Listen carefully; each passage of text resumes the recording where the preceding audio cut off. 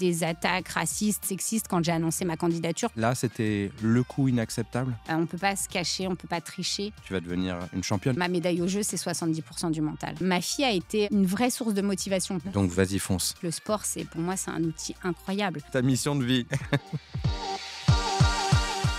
Aujourd'hui, je reçois une femme qui a marqué l'histoire de France. J'ai nommé Sarah Ouarmoun. Le grand public français t'a découvert à l'occasion des Jeux Olympiques et Paralympiques de Rio en 2016, lorsque tu es devenue vice-championne olympique de boxe catégorie poids mouche. Même j'ai envie encore d'être là et d'applaudir, même si c'est 8 ans après. À tes débuts en 96, la boxe féminine était alors interdite dans les tournois et la Fédération française ne reconnaissait même pas ta discipline. 20 ans plus tard, cette médaille d'argent à Rio est venue récompenser une carrière de haut niveau. Ta consécration, Sarah, c'est celle d'une pionnière, titulaire de la licence numéro 1 de la Fédération française de boxe. Alors aujourd'hui, autant te dire que j'ai très envie de jouer avec toi à Prends ta place, car on a plein de choses à apprendre de tes combats dans le ring et on verra aussi hors du ring. Comment ça va, Sarah ? Écoute, ça va très bien. Ravie d'être là. Ravie de jouer.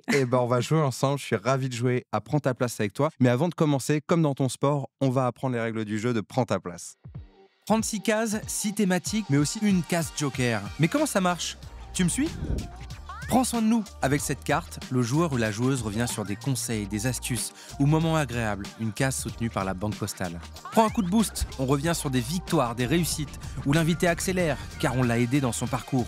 Prends-en de la graine. L'invité aborde les expériences qui l'ont fait grandir et avancer en explorant les moments marquants de sa vie. Prends un stop, un obstacle, un moment de doute. On revient sur ce qui a bloqué ou freiné son parcours. Prends pas la mouche, un coup de gueule. Des sujets qui grattent ou agacent. C'est la case pour exprimer ses frustrations, ses combats. Te prends pas la tête ? Celle-ci, c'est la carte chance, où on partage un moment plus léger et détendu. Prends la main, l'invité prend le contrôle du jeu. C'est lui qui choisit sa carte. Pour terminer la partie, mon invité devra atteindre la case « Prends ta place ». Bref, ici, personne ne perd, soit tu gagnes, soit tu apprends.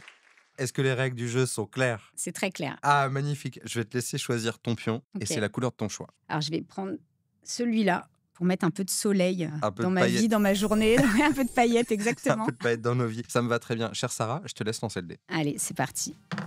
Un petit 2. Un petit 2 pour démarrer. C'est doucement, ça, on se chauffe. Exactement. Un C'est petit bien. coup de boost. Ouais. Ça te ressemble, hein ? Ouais. Le bon hasard.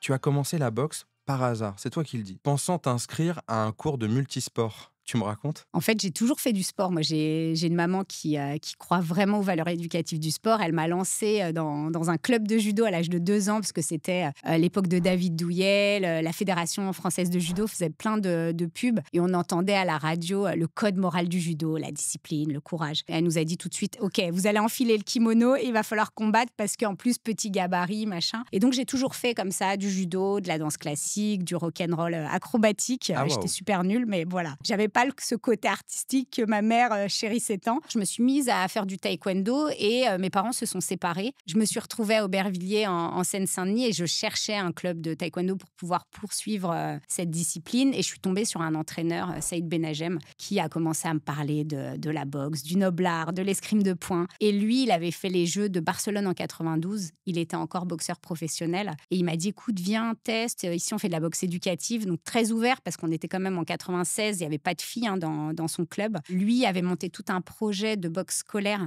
où il l'entraînait en mixité. Et donc, il avait cette ouverture. Et il m'a dit, tu verras, la boxe, c'est la danse. Il faut mettre en place des stratégies, gérer ses émotions. Et moi, je lui ai dit, OK, je vois pas de quoi tu parles. Mais tu lui as fait confiance. Mais je lui ai fait confiance. Je suis revenue le lendemain. J'ai adoré. On a fait une séance. On a beaucoup travaillé sur les déplacements, toucher sans se faire toucher. Et j'ai accroché surtout avec le personnage. Il me regardait avec beaucoup d'admiration et de confiance, alors que moi, j'étais là, je sais pertinemment que ce que je faisais, c'était pas du tout ce qu'il attendait. Il y avait une ambiance et une vraie bienveillance qui a fait que je lui ai fait confiance. Il a vu ton potentiel ? Tout de suite, je sais pas. En tout cas, il m'a donné confiance. Le fait qu'il me regarde avec confiance, s'il me dit que je suis une championne, c'est que peut-être qu'il y a quelque chose, alors que, bon, tu vois, j'étais pas très grande, j'avais pas du tout les codes d'une athlète de haut niveau. Je me donnais à fond à l'entraînement et j'ai le souvenir qu'à chaque fois qu'une séance terminait, je me disais, mais vite, la journée passe vite pour que je puisse revenir et m'entraîner à nouveau. Donc, il y a déjà le goût du challenge chez toi ou pas? Est-ce que tu t'en rends compte? Il y a déjà le goût du challenge, je l'ai vu dans d'autres sports où la compétition était importante, j'avais le sentiment de me révéler. Mais la boxe, c'était particulier parce que tu vois, même à l'entraînement, à chaque fois que je montais sur un ring, tu as vraiment le sentiment de te regarder en face. Tu sais, c'est un moment de vérité, tu es entre quatre cordes. C'est un peu ce que j'aime bien dire, que le ring, c'est le sérum de vérité. On ne peut pas se cacher, on ne peut pas tricher. Tu te révèles complètement et tu boxes avec aussi ta personnalité. Et moi, j'étais plutôt une ado introvertie. Ma boxe n'était pas du tout agressive, j'étais beaucoup dans la stratégie, dans l'observation. Je pense que c'est vraiment ce que je suis au quotidien, c'est-à-dire que j'ai besoin d'observer, de savoir qui j'ai en face de moi avant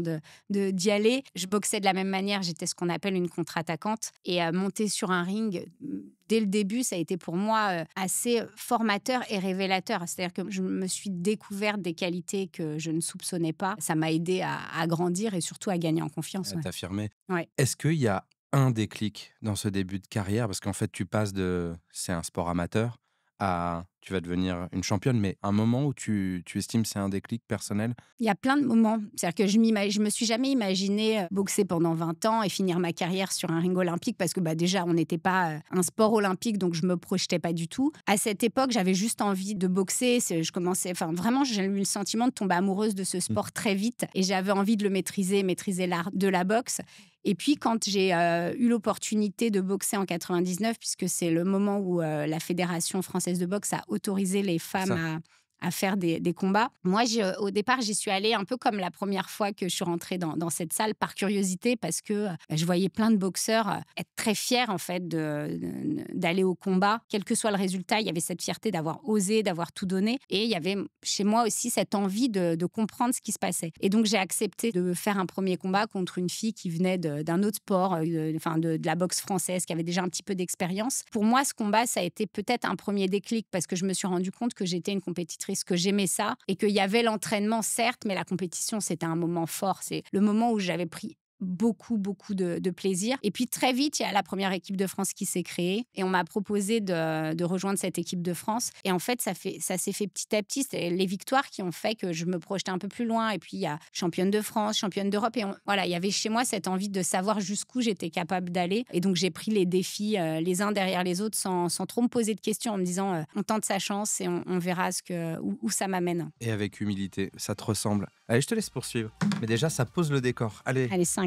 1, 2, 3, 4, 5. Prends la main, c'est toi qui vas choisir. Je dis souvent du plus épicé au plus sucré. Donc, est-ce que... Alors, j'ai fait sucré, je vais faire épicé. Ah, j'aime bien. Ça, c'est l'esprit de la boxeuse. La carte s'appelle Prends un stop. Elle s'appelle aussi Dénoncer. Arabe de service. Femme de ménage de la fédération. Ce sont les messages qui ont circulé sur différents groupes WhatsApp lorsque tu as annoncé ton envie de briguer la coprésidence de la Fédération française de boxe. Je crois savoir que tu n'es pas du genre à renoncer, ma chère Sarah. Là, c'était le coup inacceptable? En fait, ce qui est compliqué, c'est que c'est mon milieu. Ça fait 25 ans que je suis engagée pour mon sport, que j'ai tout donné et je pense que j'ai en tout cas tout fait pour le porter au plus haut niveau et donner une belle image de notre sport. J'ai représenté à l'international, que ce soit sur un ring ou dans les institutions. Et là, il y avait cette envie de m'engager pour aider un sport qui est en grande difficulté en ce moment. On vient de perdre la reconnaissance olympique et c'est un peu la mort de mon sport, la mort de plein de rêves que des jeunes dans les clubs ont. Ce rêve d'un jour monter sur un ring, de devenir un champion et de, pourquoi pas, participer aux Jeux olympiques. Et donc, je me suis engagée en me disant qu'il fallait que je fasse ma part pour faire en sorte de le sauver. On ne sait toujours pas si on va être au programme olympique de Los Angeles. Si on ne l'est pas, derrière, c'est de la perte de subventions. Voilà, il y a énormément d'impact, à la fois sur le haut niveau, mais même sur les petits clubs. Cette campagne a été très compliquée. J'ai reçu effectivement des attaques racistes, sexistes quand j'ai annoncé ma candidature, parce que je pense qu'en face, il y avait peut-être que les candidats se projetaient déjà à la tête de la fédération et je suis venue un peu chambouler tout leur plan. Et pourquoi j'ai renoncé? C'est vrai qu'on m'a beaucoup dit que le fait de renoncer, c'était finalement les laisser gagner. J'ai vraiment mal vécu cet épisode. Je me suis engagée sincèrement, j'avais rien à gagner. C'est un poste bénévole. C'est un engagement qui est bénévole, qui est chronophage. Je me suis lancée dans toute l'écriture du programme, à mener plein d'entretiens, d'auditions pour essayer de faire des propositions qui correspondent vraiment aux réalités de terrain, en sachant que moi, je suis sur le terrain tous les jours, j'ai des salles, donc je la connais, mais j'avais aussi besoin d'avoir l'avis d'autres dirigeants de clubs, d'autres régions, d'autres athlètes, etc. Effectivement, j'ai renoncé parce que ouais, ça me faisait trop mal en fait de me dire que je me fais insulter par mon milieu. Je suis rejetée finalement par ce milieu. J'ai préféré prendre du recul, penser aussi à moi, À ta santé mentale? à ma santé, et ça me donne encore plus de sens à mes engagements associatifs aujourd'hui, en me disant le vrai sujet, c'est l'éducation, c'est les jeunes, et c'est là où aujourd'hui j'ai envie de donner mon énergie, là où elle sera mieux accueillie. Moi, je te dis bravo d'avoir dénoncé plutôt que d'avoir subi en silence, parce que beaucoup n'osent pas le faire et du coup, ça perpétue des traditions d'exclusion. J'ai eu la possibilité de le faire parce qu'il y a cet écho médiatique que j'ai pu aller chercher. Et j'avais le choix. Et ça, je trouve que c'est hyper important, tu vois, de me dire, il y en a qui subissent. Et tu vois, je pensais aussi à toutes les personnes qui, elles, sont victimes et qui n'ont pas le choix. Oui, oui, complètement. Mais voilà, je pense que oui, c'était important de le faire. Continue. Vous avez vu, quand c'est les champions qui jouent, en fait, c'est eux qui font les règles du jeu. C'est pour ça que j'ai dit, est-ce que les règles sont claires? Allez, Allez. 1, 2, 3, prends de la graine. Première, comment on devient championne en devenant la première femme à avoir ce titre olympique dans la boxe?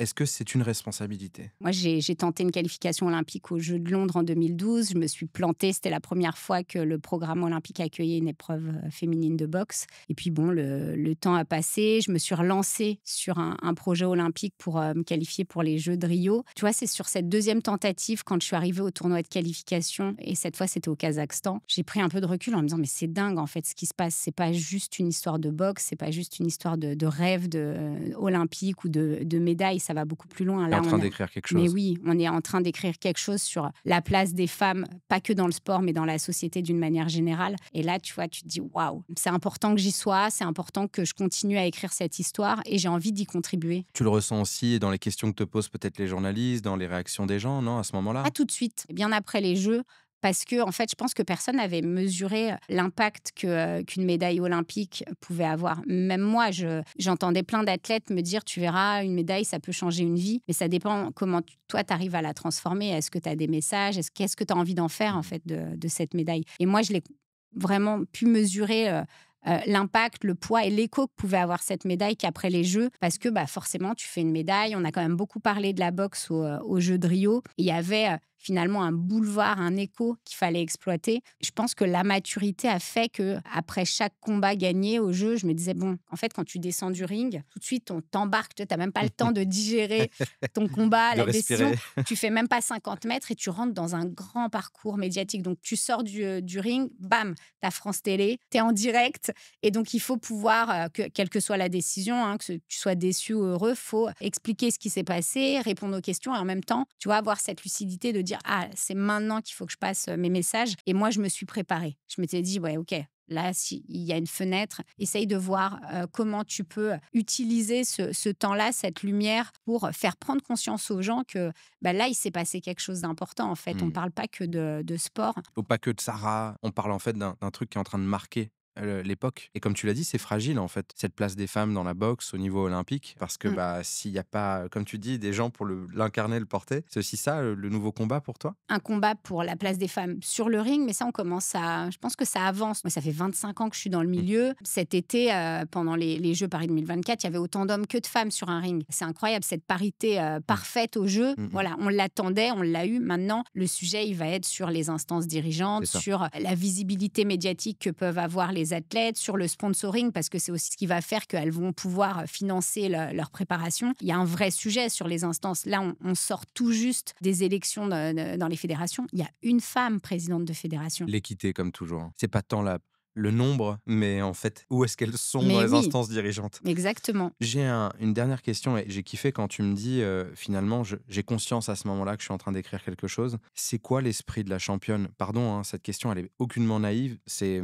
beaucoup de gens ont envie de se dépasser dans leur domaine, etc. Toi, ce que tu en retires, c'est quoi les ingrédients qui ont été clés là-dedans? Moi, ce qui a fait qu'à un moment donné, j'ai réussi à atteindre mes objectifs, à monter sur le ring avec beaucoup de sérénité, de détermination, ça a été la préparation mentale. Parce que si tu veux, quand tu arrives sur des épreuves comme ça, quand tu arrives aux Jeux Olympiques, on a 12 sélectionnés par catégorie. 12, c'est les 12 meilleurs. C'est-à-dire qu'on a toutes, allez, à minima 15 ans d'expérience derrière nous. On sait tout faire. On a boxé dans les 4 coins du monde, on fait des camps d'entraînement en Asie, en Europe, en Amérique, partout. Donc, tous les styles, tu les connais. Globalement, techniquement, tactiquement, voilà, t'es prêt. Physiquement, t'arrives pas au jeu sans pouvoir faire ton combat à 200%. Un aspect sur lequel on peut faire la différence, c'est la tête, c'est ton mental. Et moi, j'ai vraiment misé là-dessus. Tu vois, sur Comment je me suis fait accompagner. J'ai rencontré un préparateur mental qui m'a aidée à être déjà beaucoup plus sereine parce que tu as des enjeux qui font que moi, j'étais au départ très stressée, la peur de prendre les mauvaises décisions. Moi, j'ai repris la boxe après 2 ans d'arrêt, après une grossesse. 2 ans pour préparer une Olympiade, c'est très peu. Chaque pas que je vais faire, il faut que ce soit un pas qui soit fait dans la bonne direction. Et donc, il y avait toujours cette crainte à chaque fois que je prenais la décision d'aller sur une compétition ou pas. Enfin, vraiment, tous les aspects de ma préparation, ma feuille de route, il y avait toujours cette crainte. Et lui m'a apporté cet apaisement parce que tu vas travailler sur de la visualisation positive. Je te disais, au début, moi, j'étais très introvertie. J'étais plutôt une athlète qui était dans l'observation. Moi, j'étais heureuse de faire de la compétition et de boxer, donc j'arrivais avec le sourire. Donc, tu vois, j'avais pas forcément la posture d'une championne ou d'une tueuse quand j'arrivais sur un ring. Il fallait, tu vois, un petit truc en plus. Quand tu arrives au jeu, c'est vraiment le petit détail qui va faire la différence. Et pour moi, ça a été sur déjà cet état d'esprit hyper positif. C'est-à-dire que j'ai la chance de vivre un rêve d'enfant. Je vais peut-être pouvoir monter sur un ring olympique et donc il faut que je kiffe. Je veux juste kiffer, le plaisir avant tout. Et puis, il y avait le sujet de la posture. C'est-à-dire que il faut être capable presque d'influencer ton état d'esprit, mais aussi ce que l'adversaire va penser de toi, ce que les juges et les arbitres autour du ring vont pouvoir penser. Il faut les aider à se décider. Et en fait, moi, j'ai beaucoup travaillé avec ce préparateur mental sur ma posture, tu vois, avec l'idée d'une image presque de tigresse où il fallait que je développe un peu une agressivité. Il fallait que je la traduise sur le ring. Et en fait, ça, je m'en suis rendu compte en 2014. Je suis allée sur un championnat du monde en Corée. Je revenais tout juste en compétition à haut niveau et je perds au premier tour. Donc, je sors de la compétition, j'étais bloquée 15 jours et je me dis, attends, je vais observer ce qui se passe. Et en regardant 1300 combats, je me suis rendu compte qu'à chaque fois qu'on finissait un combat à égalité, tu sais, on était sur 4 rounds de 2 minutes. Systématiquement, c'était la boxeuse qui était arrivée vraiment avec une posture de championne sur le ring pour qui la décision basculait. Et je me suis dit, mais voilà, moi, il y a un truc qui va pas.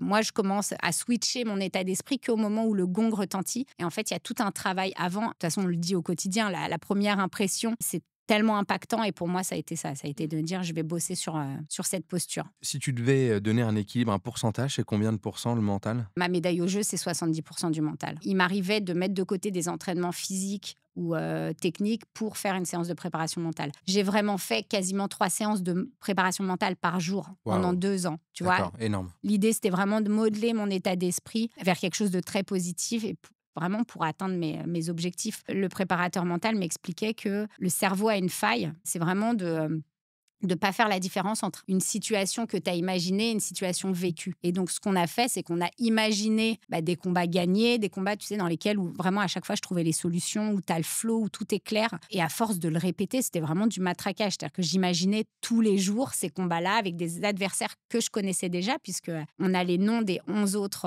adversaires potentiels. Et si tu veux, quand je suis arrivée sur le ring à Rio, je me disais, mais c'est possible, je l'ai déjà fait, donc il n'y a pas de raison pour qu'aujourd'hui, tu n'y arrives pas. Eh ben, je te laisse poursuivre, ma chère Sarah. C'est passionnant.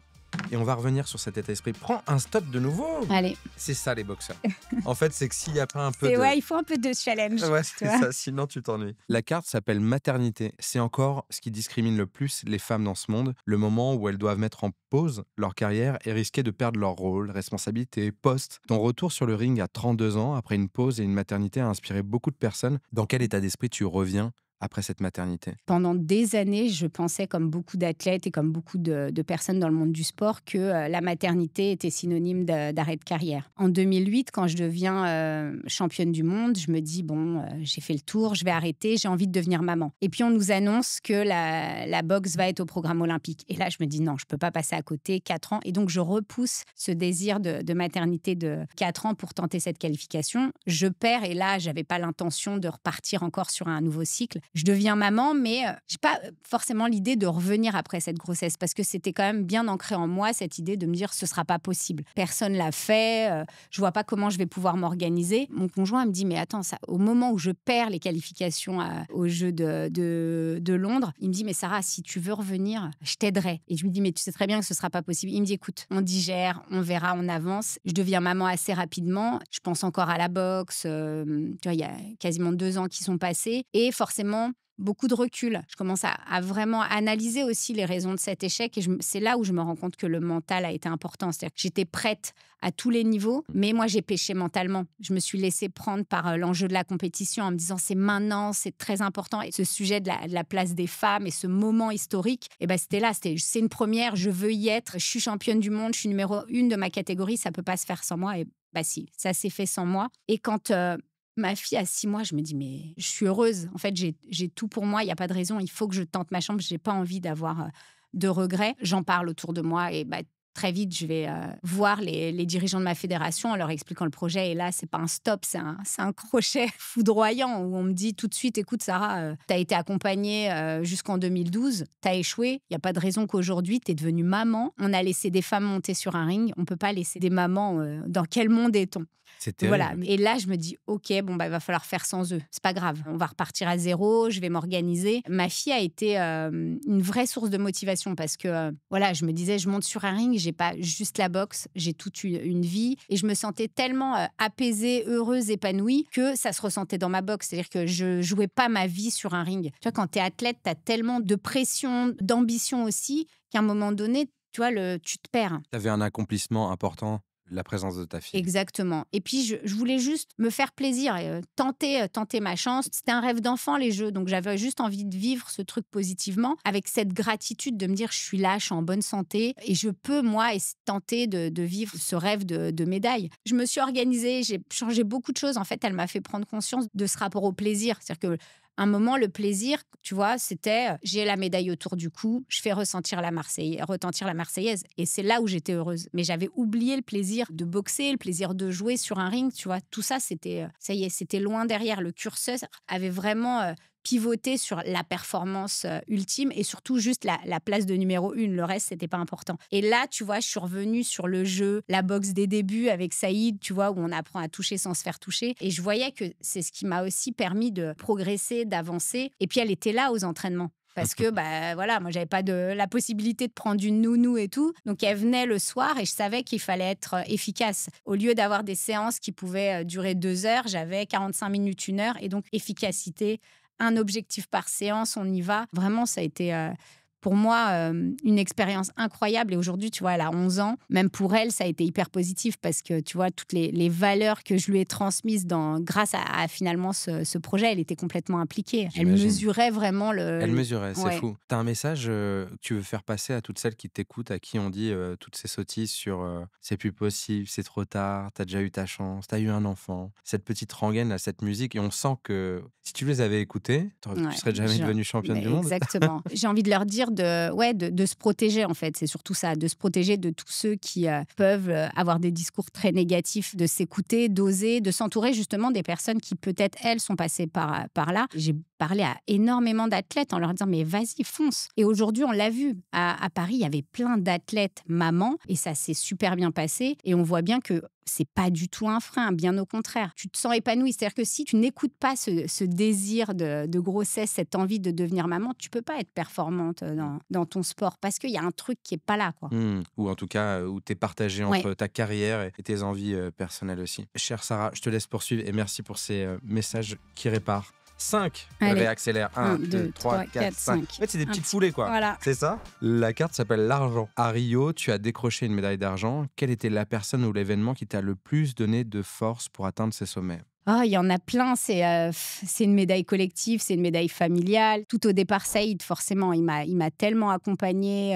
On en parle de ce monsieur parce qu'il a l'air d'avoir été assez marquant. Mais il est incroyable, Saïd. Il m'a accompagnée pendant mes 16 premières années de carrière. Et puis quand j'ai décidé de reprendre, il a compris que j'avais besoin aussi de me challenger, d'un nouvel environnement, de nouvelles méthodes. C'était mon deuxième père. La salle de boxe, c'était presque ma maison. Je passais mon temps là-bas, je faisais mes devoirs là-bas, j'ai tout fait. Et tu vois, c'est quelqu'un qui était très engagé socialement. C'est-à-dire qu'il avait très tôt compris que par la boxe, il pouvait aider plein de jeunes à dessiner leur chemin. Quand moi, j'ai eu 17 ans, je lui ai dit, écoute, moi, la salle, je me sens bien. Il faut qu'on fasse quelque chose. Je ne suis pas la seule comme ça. On va aider plein de jeunes qui aiment la boxe. Et par la boxe, on va les accompagner à dessiner leur avenir. Et donc, on a commencé à créer une petite mezzanine où on faisait du soutien scolaire. On a commencé à monter plein de projets éducatifs. On allait à l'opéra, on faisait plein de trucs. Mais tu vois, ça a commencé comme ça il y a un peu plus de 20 ans. Donc une médaille, on n'est jamais seul. C'est ça que tu nous dis aussi. Exactement. Et l'entourage va être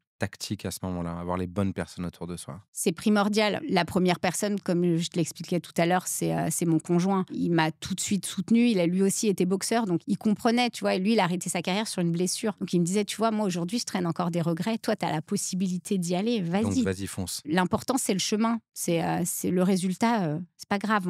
Et c'est vrai qu'on a vécu 2 années intenses. Les plus belles années sportives, c'est ces 2 dernières années parce que je me suis découverte même une force intérieure. Ce projet-là, c'était complètement dingue. J'avais beaucoup combattu dans ma vie, mais là, c'était un combat particulier et ça a été un combat collectif parce que j'avais ma mère, j'avais mes frères et sœurs. Tout le monde était là pour m'accompagner dans ce projet et c'est ce qui a fait que j'ai réussi parce que je sentais que, tu vois, tout le monde avait envie qu'on aille au bout et qu'on vive quelque chose d'incroyable. Et tu vois, ça fait 8 ans et j'ai encore, tu vois, c'est... Ça se sent. Franchement, quand tu le racontes, j'ai envie d'y être avec toi. Je te laisse poursuivre parce que moi, je suis assez émotif. Donc, 5. Allez. C'est ça, 2, la championne. 3, 4, 5. C'est encore à toi de choisir. Allez, la bleue, prends soin de nous. Et on est partenaire de la Banque Postale, je le dis, parce que c'est un partenaire important sur cette saison. Tu dis que la boxe est un levier d'engagement physique et mental. Quel conseil donnerais-tu à quelqu'un pour s'ancrer dans une discipline et mieux se comprendre grâce au sport? Il y a une leçon que je retiens de la boxe, c'est que la motivation, tu l'as pas tout le temps. Tu vois, moi, j'ai boxé à haut niveau pendant 20 ans. Je me suis pas levée tous les matins en me disant, oh, super, je vais à l'entraînement. Il y a des fois où tu es au fin fond de la Roumanie, où t'as pas envie de te lever le matin et d'aller prendre des coups. La discipline, c'est ce qui fait que j'y arrivais. C'est-à-dire que c'est ce qui fait que je préparais mon sac et j'y allais. Ça m'a aidé à dépasser, tu vois, des périodes un peu de brouillard où tu doutes, où voilà, t'as plus trop envie. Une personne qui a besoin de s'ancrer, d'apprendre à se connaître, le sport, pour moi, c'est un outil incroyable. Quel que soit le sport qu'on veut pratiquer. Aujourd'hui, on a quand même la possibilité de faire plein de choses. Et c'est vrai que tous ceux qui pratiquent un sport te disent, moi, j'ai appris à me connaître, j'ai développé le goût de l'effort. Et je trouve qu'aujourd'hui, c'est quelque chose qu'on perd beaucoup, tu vois, le goût de l'effort, cette envie, cette capacité de travailler, c'est presque cette endurance, en fait, de se dire, je suis pas dans l'immédiateté. Le sport, ça t'apprend ça, c'est-à-dire que le résultat, ça vient pas comme ça. Il faut faire des petits pas chaque jour pour espérer ancrer des changements. Ou, tu vois, donc, de toute façon, c'est mon combat du quotidien. Faites du sport. Ouais, c'est ta mission de vie. Sport pour à la fois votre bien-être physique, votre bien-être mental, toute la puissance que ça peut vous apporter. Ça ancre, ça développe des compétences sociales incroyables. Tu vois, quand tu es dans un club, le fait de partager, tu vois, tu as tout le volet vraiment socialisation qui est important. Tous les jeunes devraient être dans un club. C'est vraiment le discours qu'il faut avoir auprès des parents. Poussez vos enfants à faire du sport, c'est important pour eux. Côté éducation, collectif, comment on apprend à gagner en équipe aussi? Ça, le respect, la tolérance, tu vois, nous, les entraînements se font en mixité. Nous, on fait de la boxe. On peut imaginer qu'une fille, un garçon sur un ring, ça se passe mal. Pas du tout. Parce que tu as tout un travail qui se fait au quotidien. Et tu vois, si tu veux espérer du changement, c'est ça, c'est le quotidien. C'est tous les jours un cadre, des règles. Et c'est primordial. Tu vois, donc faites du sport. Ta fille, tu nous en as très rapidement parlé, mais elle va s'inscrire dans cette lignée de sportive? Elle fait du hip-hop et du judo de façon assez intensive, mais à côté, c'est une musicienne. Elle est rentrée en 6e, elle a eu le choix soit, tu sais, de rentrer sur des classes sport, soit classe musique, elle a pris l'option musique. C'est les nouveaux formats de programmes scolaires où tu as les cours le matin, tes activités l'après-midi, franchement, c'est super bien. C'est chouette. Donc, elle fait ses cours, l'après-midi musique et le soir judo. Elle a vu l'équipe de judo à Rio et elle est sortie du bain avec son peignoir en disant « je veux faire du judo ». Oh, purée. Et moi, je lui ai dit, OK, t'es sûre, tu sais ce que c'est? Elle m'a dit, oui, je sais. Et depuis, elle n'a pas lâché. Elle a la préparatrice mentale et physique à la maison. Exactement. Mais je pense qu'elle ira plus loin que moi. Et on l'aura entendu dans Prends ta place. Comment elle s'appelle? Aïna. Aïna, on se l'est dit, nous sommes en 2025. On te retrouve dans combien de temps? Je pense que dans 4-5 ans, on pourra savoir un peu où elle en est et le chemin enfin voilà, on pourra un peu se projeter. On vous a dit Voilà. tout se passait dans le biberon et dans l'ADN. C'est ça. Mais après, là, tu sais, c'est toujours l'âge. Là, c'est la période, le collège, où tu as beaucoup de filles qui décrochent. Vraiment, elle aime le sport, elle fait attention à ce qu'elle mange. Tu vois, elle a grandi dans une famille Disciplinée. sportive. Tu as toujours cette crainte, tu vois, les relations, tout ça. L'école, montrer que c'est toujours conciliable. Tu as le poids des résultats scolaires où forcément on est derrière, on a envie aussi qu'elles réussissent. Mais c'est toujours une période un peu charnière, notamment pour les jeunes filles. Voilà. Ouais, allez, on continue. Allez, 1, 2, on continue sur le coup de boost. Boxer Inside, c'est le nom de la carte et c'est le nom de ta salle de boxe. C'était important pour toi d'avoir ta salle? Boxer Inside, c'est une association que j'ai créée en 2011. J'ai pas eu tout de suite un lieu pour développer les projets de l'association. J'étais un peu nomade, un peu chez Saïd au début et puis un peu partout. Au départ, Boxer Inside, c'était des cours de boxe pour femmes avec une garderie. Et puis ça s'est développé petit à petit, et notamment avec l'ouverture de cette première salle dans le 13e. Mais j'avais besoin d'avoir un lieu, une identité pour m'installer. J'ai très vite imaginer un lieu de vie. C'est-à-dire que pour moi, ça allait au-delà du club de boxe, d'une salle. Je voulais vraiment que ce soit un lieu où les gens se sentent bien, les gens viennent pour du sport ou pour une autre activité. Mais tu vois, c'est vraiment cette idée de lieu de vie, de tiers-lieu, lieu de partage, lieu de rencontre. Et donc, il me fallait un lieu physique pour pouvoir développer ce projet. Voilà. Et c'est un lieu d'éducation aussi, du coup. C'est vraiment un lieu d'éducation. Alors, on a 3 salles aujourd'hui. Et en fait, dans chacune d'elles, tu as le club classique, vraiment de la baby box, 4 ans jusqu'au senior plus. Donc, on développe toutes les formes de boxe. Mais la journée, on monte des programmes en fait d'éducation. On a toute une académie avec plein de programmes de formation. Mais oui, c'était important pour moi, ce volet vraiment presque performance sociale à côté de la performance sportive. Tu vois, qu'on puisse allier les deux. J'aime beaucoup ce projet et il est très dans l'air du temps aussi. Le sport permet de nous reconnecter. Exactement. Aussi. Donc, bien joué. Donc, je m'éclate. Et ça se voit. 6. Wow. Je vous ai dit, elle n'est pas venue là pour perdre du temps. 1, 2, 3, 4, 5, 6.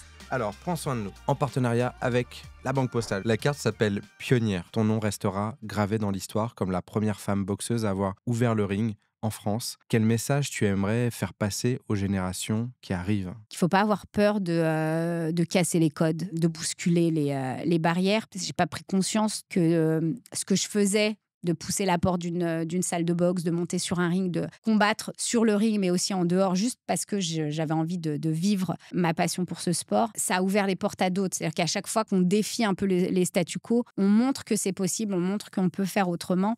Et moi, j'ai toujours eu, depuis petite, cette envie de créer mon propre chemin. Tu vois, de me dire, il y a ce qu'on établit presque pour moi, et moi, j'ai pas envie de ça. J'avais pas du tout la carrure pour être boxeuse, ni le cadre familial. Mes parents, ils ont pas fait de sport. Quand moi, la première fois que j'ai parlé de boxe à ma mère, elle m'a parlé de Rocky. Tu vois, c'était, non, mais Sarah, on va te casser le nez et tu ne vas pas te marier. Et puis une femme sur un ring, avec un short, les bras nus, on va te regarder. Tu vois, c'était... c'est pas bien. Ouais, non, c'est pas bien. Et pourtant, mes parents étaient quand même très ouverts. Donc, c'est vraiment, bousculer les croyances et dessiner vos propres chemins. Allez-y. Parce que, quand tu vois, moi, j'ai eu vraiment le sentiment d'avoir ouvert la porte à plein de femmes. Et aujourd'hui, quand je vois des jeunes filles sur un ring, pour moi, à chaque fois, tu vois, quand je vois une femme boxer, c'est un pas en avant pour plus d'égalité, tu vois, pour plus de reconnaissance. Tu as des championnats d'Europe, championnats du monde et tout, mais c'est un kiff, tu vois. Je me dis, mais oui, que ce soit en professionnel ou en ce qu'on appelle en boxe olympique, boxe amateur, tu as plein de championnes qui se révèlent. Elles ont besoin d'encore plus de lumière parce que c'est elles aussi qui vont donner aux petites sœurs l'envie aussi de suivre leur pas. J'ai l'impression que ce rôle de transmission, presque de grande sœur, il te tient beaucoup à cœur. Il me tient à cœur, forcément. J'ai pris les premiers coups et maintenant, il faut qu'elles en profitent, tu vois, qu'elles capitalisent sur